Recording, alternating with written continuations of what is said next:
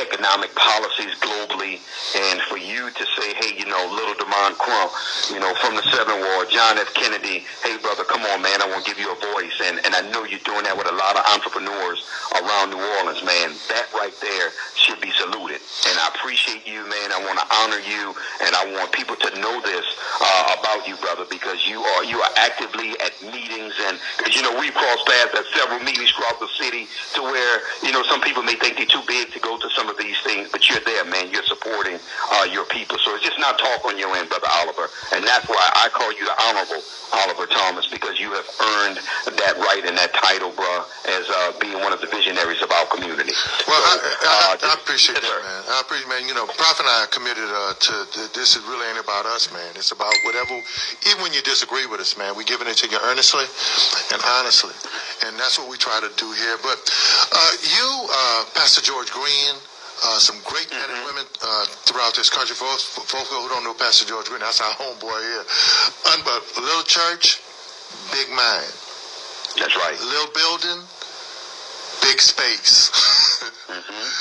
Small pews, large heart. Starting this financial piece, and you've been on it. Talk about this journey for you for wealth in our community. To get our people to appreciate and understand the importance of not buying from anything else, but the importance of buying black. When did it start for you, Demond? Well, it actually started, man, being honest with you, when I came home, let me just take you, and I'm going way back. My mother gave me two choices, and she told me, I'll never forget, I was at John F. Kennedy High School. It was a knucklehead, Oliver, man, getting into trouble, hanging out with my friends, different things. And I remember she told me, she said, listen, she said, you got two options. She said, you either going to college or you're going to go to the military, but you got to get off these streets. And I remember... Prof says that all the time, that we need to start promoting that. Yeah, and I remember this now. I chose the military because I didn't want to do any more homework. I said, I don't want to do another paper. Right. I don't want to do another essay. So I went into the military. Man, after that was the best thing that ever happened to me. I had a chance to travel, see the world, and obviously it opened my mind up because all I knew was New Orleans and the streets of New Orleans. And when I came back, the beginning of my journey, I remember it specifically, was when I read a book by a gentleman by the name of Dennis Kimbrough, and it was called Your Right to Be Rich, A Black Choice. Yes. I read that book as a young man. I was about 21, 22 years old, and when I read that book, my mind towards economics, my mind towards entrepreneurship, black ownership, our dollar, what we need to do as a people, I have never been the same, man. That has stretched my vision, my mind, and here we are, man. Now I'm 48 years old, never ever looked back, have been an entrepreneur since I got out of the United States Navy in 1994, bro, and me, my beautiful family, my wife, my 4 kids, we all work on the vision together. Everybody in the family is involved, and that right there, Brother Oliver, was the beginning of my journey, sir, towards entrepreneurship. Well, our conversation is with Demond Crump. He's the CEO of Justice for My Jew, member of the Global Kingdom business movement, and this movement to keep the black dollar not only in our community, but to multiply it into traditional wealth. Demond, Justice for My Jew, on fire. Global Kingdom business movement, on fire. What's the difference now? Well, the difference now, and what's making it even better, first of all, we got more money now, so we're going to start there, bro.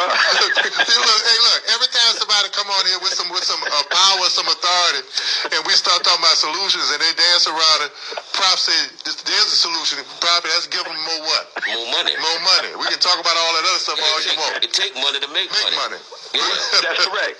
Yeah. The thing I'm proud of that I gotta honestly tell you is just being a 100% black-owned business in this day and time. What I'm so proud of is that, man, we're not begging, we're not scraping. Right now for us in this movement, literally, man, we have 14 employees and 3 vendors that's on our payroll. Every single week with our CPAs, we've not had to lay anyone off. We're giving out bonus. We're expanding. Right now, when I get back to Atlanta, we have a 13,000 square foot building that we're going to look at. Even the people that were selling it, Brother Oliver, they were shocked that we were looking at. We're like, you guys guy want to sell or lease this building, right? They were like, but no, just nobody's expanding right now. Nobody is growing. So we were just shocked to even get a call about the building. What's my point? My point that I'm making is that one of the things that we've done and we've planted ourselves is, and this is what I've been talking about to entrepreneurs around the country. Man, it's good to, you know us. There's nothing wrong with the barbershops and the salons and the clothing lines. I get that, but we got to start as entrepreneurs. We got to get into the necessity field of business. We got to learn how to tap into the necessity. What do I mean when I say necessities? The electricity, the food, the water, the things that you have to have. It's not no option, and that's where we were able to place ourselves with our campaign, our company, and our mission. And man, our lives is evolving and changing because of it, because we have planted our flag in the necessity space. And when you get in that space, you can't go wrong. And I give this one quote before I give it back to you, Brother Oliver. Warren Buffett said something that changed my paradigm on how I saw business.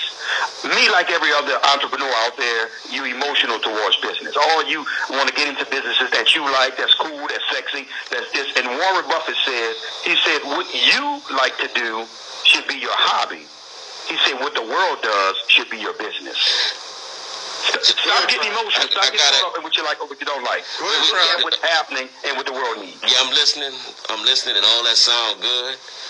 But I gotta ask him the question too, because I don't discriminate. Answer time. Yeah, I gotta ask the question: how you make your money, and why should I follow you? Why should I listen to anything you gotta say? Oh, you got the right one, Prophet. And how you make your money? Absolutely, my brother. Well, first of all, I make my money. You ready for this? I'm ready. Put your seatbelt on, Prophet, because I don't want you to fall back when I tell you. Breaking news. You ready? I make my money through sanitary napkins and pantyliners. Oh. Hold on, Demond. You got his attention. I'm listening. This is a Dr. Shervington moment with I'm listening. Yeah, his ears just grew. Yeah, Prophet.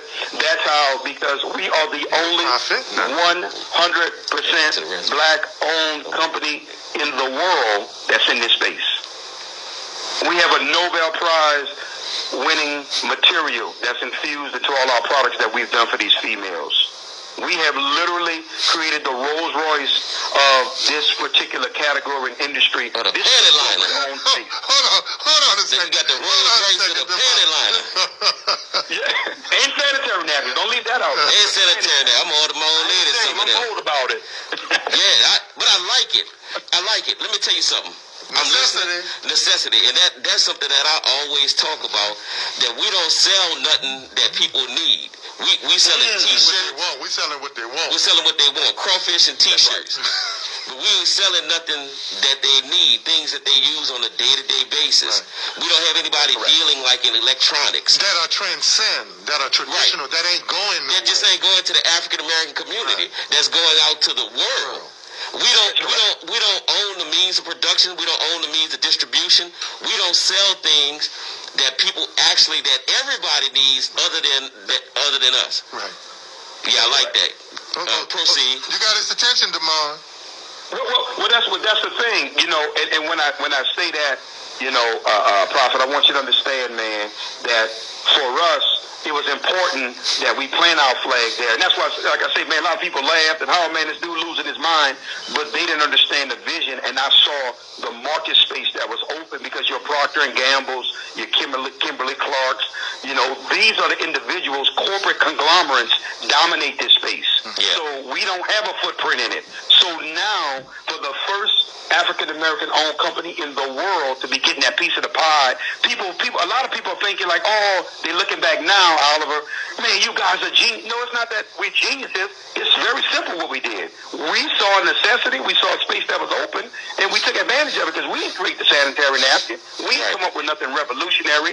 We just decided that we are going to get a market share for something that's got to happen every month for females globally. I've been all over the world talking about our mission, talking about our product, rich, poor, black, Muslim, Christian, Jew. Guess what I found out every woman has in common? That when that time of month arrives, all they want to be is comfortable and dry. That's it. Yeah, I like it. that reminds me of the young lady who partnered with Target, who got so much trouble. Yeah. You know, the people were complaining about it because they didn't understand how she developed a partnership with Target to sell her feminine products. But I like the fact that you don't have to reinvent the wheel, and that's the part that we get wrong. We don't have to. Starbucks did not invent coffee. Right. They perfected the way that they serve coffee. They put their cut on. Chick-fil-A did not invent the chicken nugget, right, but they perfected the way that they serve the chicken nugget. Yeah. That's correct. Dr. Crump, first of all, man, talk about, I want you to continue with this need piece right now because of social media, Instagram, Facebook, people trend. And there are a few who do well for a month, they may do well for a year or two, but then it fizzles out. Talk about, especially for folk who are listening, man, we got Charlene Triggs, man, who's been telling people about this product and this movement for years now. And on social media, she just said, I've been trying to tell y'all, I told y'all. So, well, Troy, you've been right now. But talk about the need to get in traditional, sustainable businesses that create, because when you speak, you don't speak just about wealth for Demond Crump, the wealth for justice for Maju. You talk about the type of generational wealth that we've lost over the last 150 years. Explain the importance of that. Well, absolutely. Once again, I'm the type of guy, I don't ever like to talk and seem like I'm a genius or got these profound revelations. You really was answering the question as you was asking it. The fact is, we are not in a necessity field. We're not in oil and gas. We're not in these type of things that would create that generational wealth. We love fads. We love trends. We love to look cool. We love to look cool. We love to, be in the cool business. No, man. I want to be in a necessity. Business is designed to make a profit. That's why you get into business. I'm not getting into business so I can make everybody happy, everybody can talk good about what I do. No, does your business, on the bottom line of your profit and loss and your balance sheet, does it make sense from a profitability standpoint? And more people got to stop. They got to start having a paradigm shift and a revelation of what they need to be paying attention to, what they need to be eyeballing, and they got to start listening to people that's outside of their circle. See, most of us, I got something in my life that I've adapted. I will never take advice from someone that I wouldn't trade places with. Ooh. So I don't keep listening to I don't listen to my broke friends. You broke. Listen, I love you. Now we can laugh, joke, and drink a Coke, but when it comes to business, you haven't earned a right to tell me what can work and what can't work, and that's what most people in our circle, oh girl, that's hot. Yeah, girl, that's what you should do. Any little idea, anything versus you really, really weighing it against people who are winning out there. Man, I listen to the Warren Buffetts. I look at the Ray Dalios out there. I'm listening to his book, his audio book, Principles. And these are the people that I'm paying attention to. I go to Bloomberg Game Changers on YouTube, and I look at how these people did it, Oliver, and I'm listening and surrounding myself people like yourself who've had great success that I can pay attention to and learn, because you gave me something, we laughed about it the other day when we talked.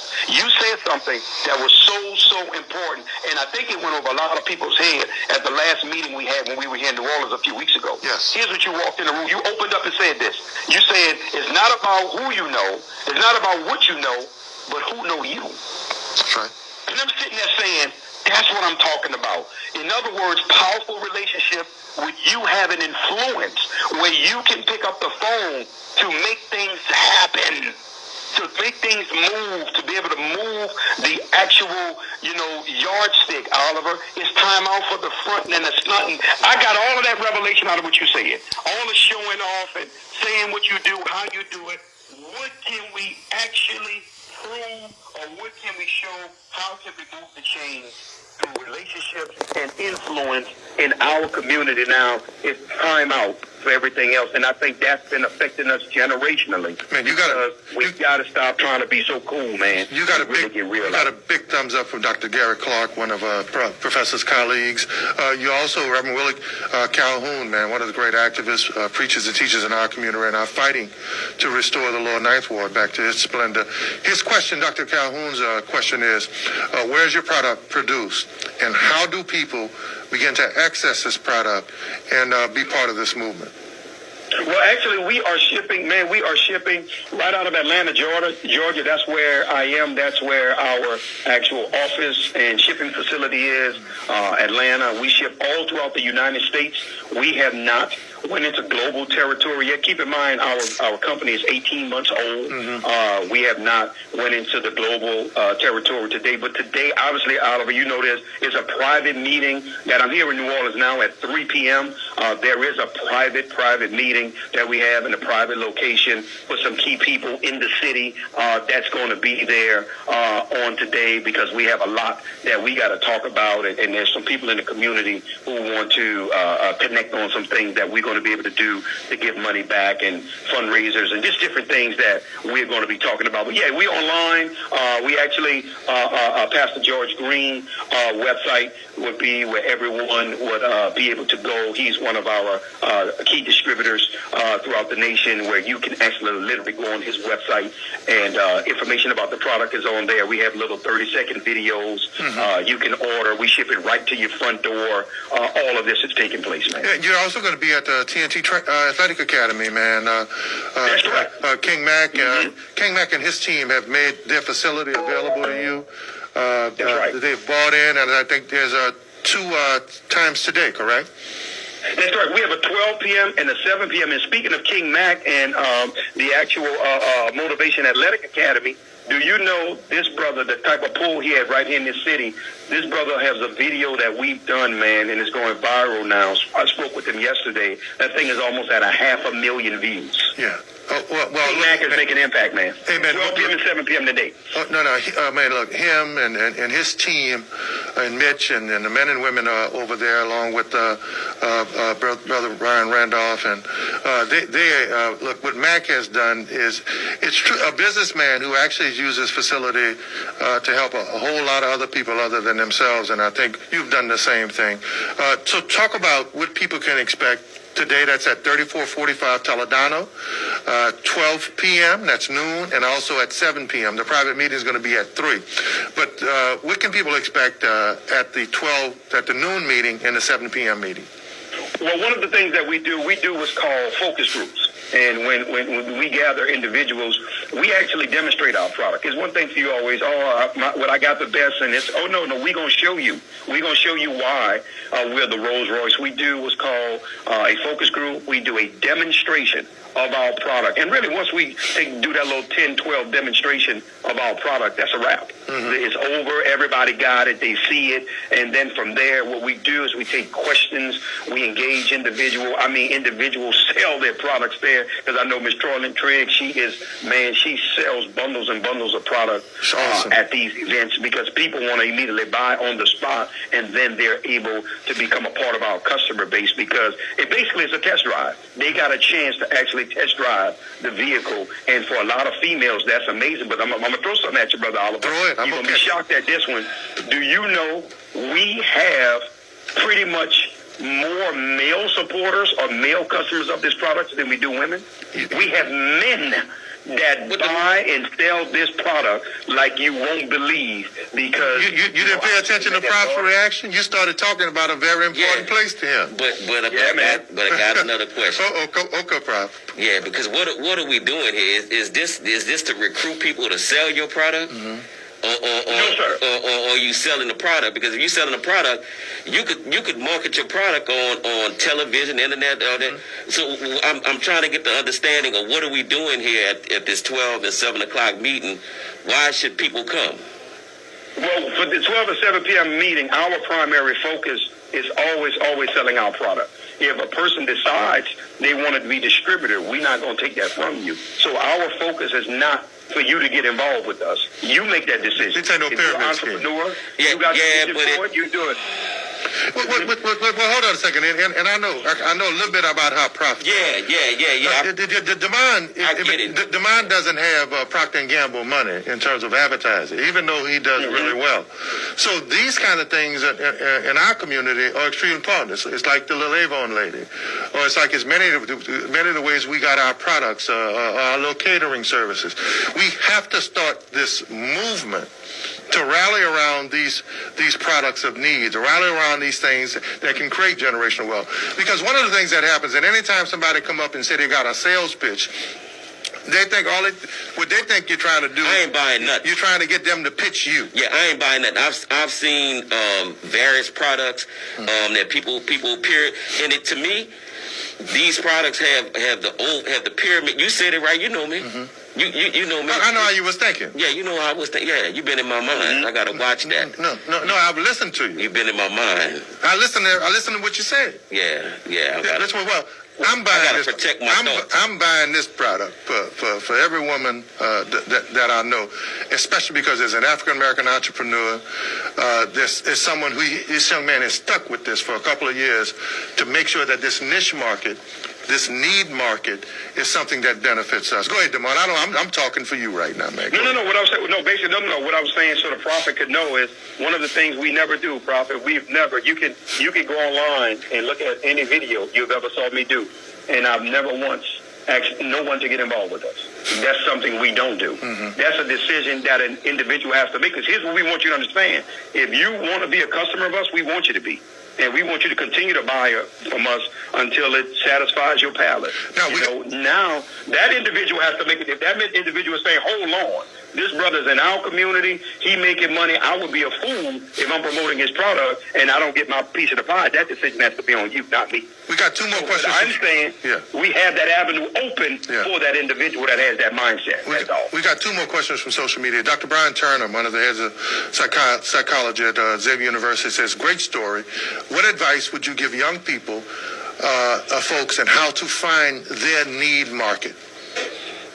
Great question. Here's the one thing. Once again, I'm a simple guy, precise, straight to the point. Mentorship. Mm-hmm. You need mentors. That's one thing we're lacking in our community. That's one thing I was lacking, Brother Oliver. Mm-hmm. I didn't have any mentors. I didn't have anyone pouring into me or being able to guide me. So the first thing I would say to anyone, identify a mentor, even if it's not a mentor from physically being there with you, even as a mentor from afar, whether it be a book you read. Because remember, Dennis Kimbrough honestly mentored me because I was able to read that book and the light bulb went off in my mental to be able to guide me in the right direction. Mentorship would be the very, very first piece, I would say, to begin the journey, especially for our younger generation. And that's why what we're doing with Pastor George Green, Pastor Jock Williams, Prophet Max Scott, that's why this is so important, having these kingdom events around the country, because more than pitching our businesses to people, we are mentoring the people that's coming out on how to do business at a high level. Reverend Calhoun also has another question. First of all, and for you, I want to tie this into a couple of questions. And I think it's important, especially for someone from here, who've made their wealth, they've established their business someplace else. You spend so much time here coming back, several times, even during this pandemic. You're always here trying to help us with this movement. But what was the difference between Atlanta and New Orleans in terms of business climate? First of all, let me say this to you. I saw a report about 2 years ago. I don't know if it's still the same now, but as of 2 years ago, Atlanta was the second most entrepreneurial city in the United States. It was behind San Diego. Mm-hmm. Atlanta was number 2. When I tell you Atlanta is progressive from a standpoint of support, backing you, especially if you're African American and you are really about your business, you deliver, you are who you say you are, they will rally behind you like you won't believe. That's one thing. I have to tip my hat to Atlanta, Georgia. They embrace their own, man. And I always say it, if you come to Atlanta and you can't make it happen, you are losing your mind. One thing that Atlanta has a trademark for, and that's why I'm always coming to New Orleans, and I share this with people, and I be saying to them, Brother Oliver, guys, listen, what helped put my success on steroids was the fact that I learned how to network. And Atlanta is infamous for that. Always got networking events, always business events, always things that you can go to and connect and meet the right people. But here's why Atlanta is so powerful. Remember, almost everybody from Atlanta that lives in Atlanta is not from there. Right. So it always leads you somewhere else. New York, Detroit, Chicago, New Orleans. It always leads another trail because there are so many implants that's in Atlanta, and I say that, and that's what I be beating the drum for in New Orleans. Listen, guys, let's begin to network. You don't have to do my business. Don't worry about it. Don't worry about doing what I do, but let's come out. Let's find out what you do. So that way now, if we're actually doing something or if there's something that needs to be done, we know you're the go-to person for that particular task or whatever it may be. And that's what Pastor Green and all these guys are beginning to put together with this conglomerate to let people know, hey, man, we got to come together, but we can't come together. We can't support you if we don't have no idea what it is that you do. You have a caller. Ryan, you're on with the CEO of Jew for My Justice and member of the Global Kingdom Business Movement, Damon Crump. Ryan, thank you. Hey, good morning. How y'all doing? Good morning, Ryan. Good. So, it kind of ties in what y'all were talking about earlier with, our safety issues and what a private entrepreneur. I was wondering, is it possible, or how do we, bring together private entrepreneurs, social services, possibly juvenile justice, into some sort of partnership? Great question. To maybe possibly identify, maybe source out solutions to the problems, Yeah, great question. And I think, first of all, before Damon responds, Ryan, I think you see that with the partnership with Reverend Green, Pastor Williams, and many others. There's a faith-based component to this business movement here, where Damon and other businessmen and entrepreneurs have linked hands with the churches and many of our social. So I think that's part of the answer. But Damon, go ahead.